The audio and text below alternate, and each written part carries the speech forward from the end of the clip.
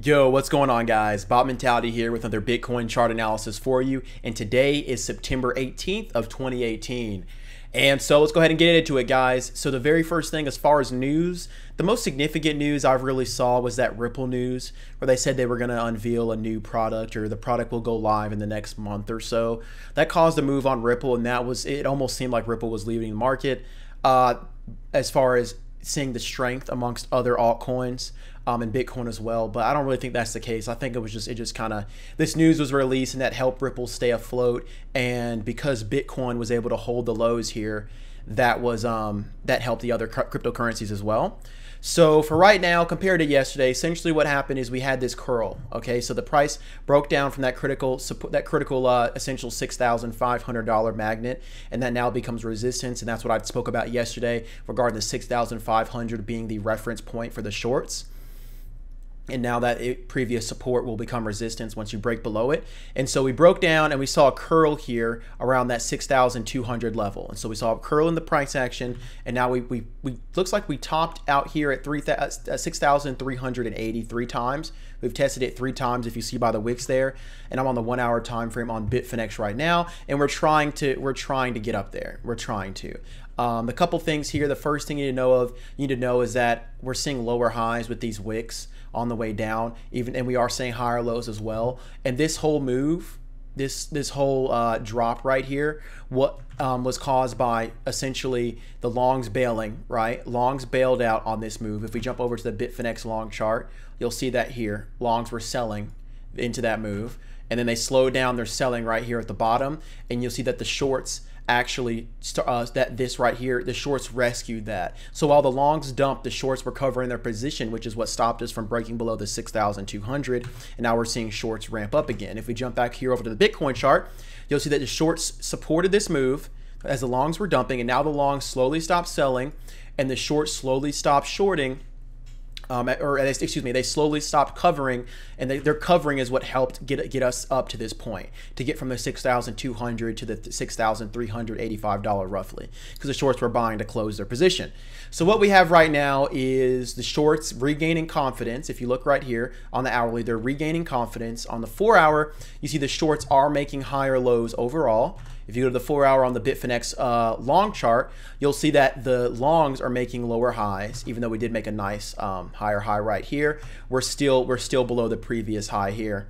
And the longs are selling overall on the 4 hour. If we go back to Bitcoin here, you'll see that we are trying to curl up. But the situation is, guys, until we break the 6,500, any pump in Bitcoin really doesn't mean anything.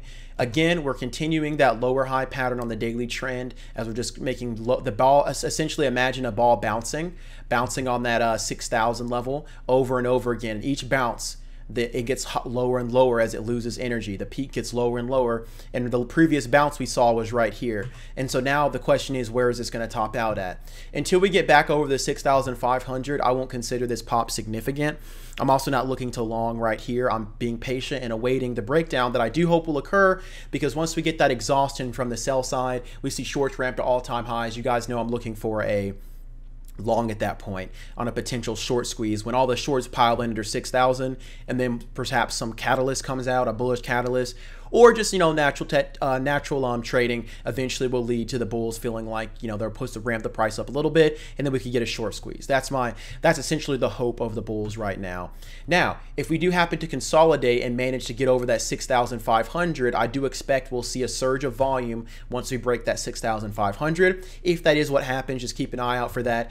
And then on a pullback, I'd be looking to buy that pullback with my risk being on the 6,500. You guys know that was my plan all along as we saw this bounce here, but we didn't quite get to the 6,800. One thing you need to keep in mind here on the daily chart on Bitcoin is that the exponential moving averages are coming down to meet the price. So as Bitcoin averages lower in price and we see lower volume, we're seeing the 26 EMA come down. So the 26 EMA is sitting right now at 6,570 roughly. And then we have the 12 EMA below that.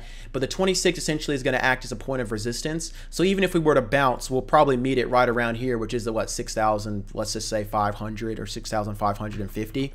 So we still have to get over that to see any significant change in price. We have good distance between the EMA so far right now. We would want to see a bullish cross of the 12 over the 26 if we're looking to see a reclaim.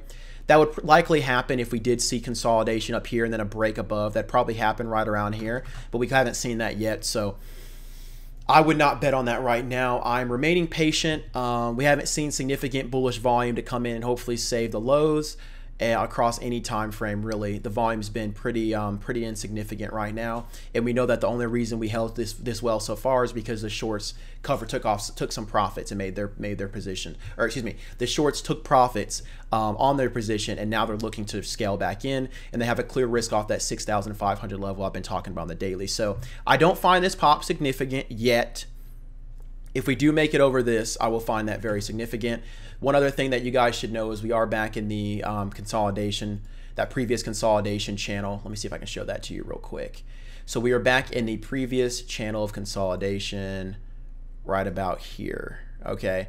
And you can see that there. We saw a lot of highs put in here to this level and multiple lows put into that level. You could even move this down a little bit and say that we're below the previous resistance, if you see right over here, however you want to look at it. But we re-entered the main channel right here, and you see we bounced perfectly off the low down here at the bottom at that 6,300, and of course 6,400 is resistance, and above that every $50 till we get to 6,500. So right now I'm not expecting much. I'm expecting the price to actually come back down and break. That's what I'm remaining patient for, and I will have orders waiting on alternate coins. I'll jump over to Ethereum EOS so you can see the difference. So on the hourly on Ethereum, you'll see here that we made a significant higher low. On Bitcoin, we did not. On Bitcoin, we're horizontal. But on Ethereum, we made a significant higher low over the previous low, okay? If we go down here to EOS, you'll see that we're a lot closer to the lows compared to the previous low. So EOS still has a sort of what am I trying to say? The reason why Ethereum bounced so much is because Ethereum has been so oversold on the daily time frame. When people rushed in, it didn't take much bullish volume to move the price a lot because it was so oversold. Ethereum isn't as much, but Ethereum will catch up. It likes to play the catch-up effect. So Ethereum will catch up and become strongly bullish once we see a strong recovery on Bitcoin. And I imagine Ethereum will as well, especially since it made such a significant higher low based off its previous higher low. So again, I'm looking to buy the breakdown. If Bitcoin breaks down below 5,800, 5,700, I am looking for a break on EOS, of course, of its horizontal low. So we're looking for a break. I want a break there I want to see it at least below 450. That would be nice. On Ethereum, I'd like to see it pull back to this low, to the 170. If it can get there, if it goes past that, then you're looking at 160, 150.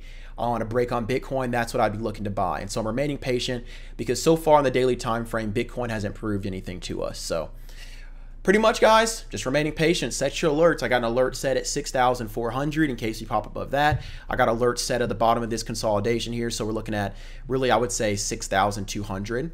Well, when we see a break of either of those, yeah, that's what I'm looking for. So yeah, guys, if you have any questions, leave a comment in the comment section below.